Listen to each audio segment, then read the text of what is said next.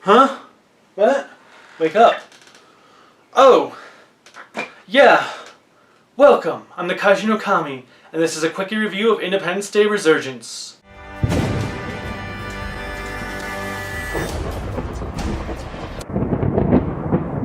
It's the end of the world as we know it. So Independence Day Resurgence takes place 20 years after the original movie, so essentially kind of like real time since it was 20 years ago from it. Unfortunately, the biggest problem is that this movie is just flat out boring. It's a snooze fest, and yeah, the original Independence Day wasn't the greatest movie ever, but it had a good build-up. It started off strong, it did get a little slow in the middle, and ended really strong again. This one is pretty much just a snooze fest throughout the most part. The characters aren't very memorable. I mean, the one thing that was great about the first one is they weren't the most well-written characters, but they were memorable. They had memorable scenes and one-liners and jokes. This one just really doesn't have any of that. In fact, except for maybe two of the main characters, I don't remember any of the new people. There's just way too many characters crammed into this thing, and there's a lot of scenes that are kind of pointless. For those of you that hoped that there would be more alien scenes in the movie than there were in the original, you do get that. The problem is, giving more info on the aliens now, they pretty much are just a copycat of xenomorphs. In fact, they might as well just be xenomorphs light. It looks cool having this gigantic monster-like queen, but she looks just like the queen from Aliens, just white.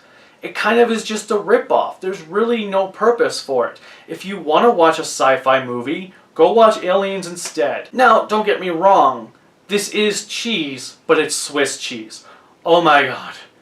It is full-on Swiss cheese. There are so many plot holes that Optimus Prime can drive right through every single one of them. The effects are decent and pretty good. There are things that don't make sense, though. The alien spaceship is just way too big. I mean, it's huge, and actually there was a moment where I felt like I was actually watching their weapon be taken right out of Man of Steel, because that's what it felt like to me. Oh yeah, and the movie sequel baits. I'm so tired of this. Why can't we just get one summer blockbuster that isn't just meant to be a stepping stone into the next entry? Why can't we just get one that's own standalone movie, no sequel hints or anything? This does not deserve a third one. It really doesn't. Do not make a third one. Okay? Just don't. In the end, Independence Day Resurgence is a mediocre movie at best. If I were to rate it on a scale between Gods of Egypt and Batman vs. Superman, it would be in between those two. It's way better than Gods of Egypt, but not as good as Batman vs. Superman. And that's kind of saying something, since Batman vs. Superman was meh at best.